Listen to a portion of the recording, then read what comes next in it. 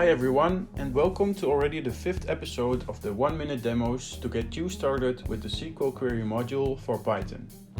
Here we go.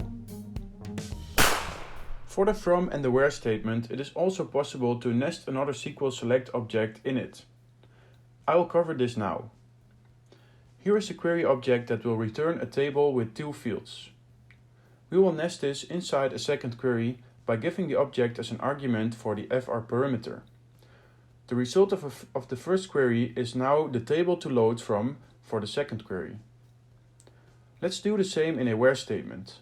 First, we create a query that results in a single field table with driver IDs of whom participated in the 2019 Chinese Grand Prix. We can see that 20 drivers are returned. We are going to use this query to find additional information about these drivers by giving the query object in the condition parameter of the .where method. This results in a special kind of where statement that filters based on the result of the nested query. Let's have a look at the resulting table as well.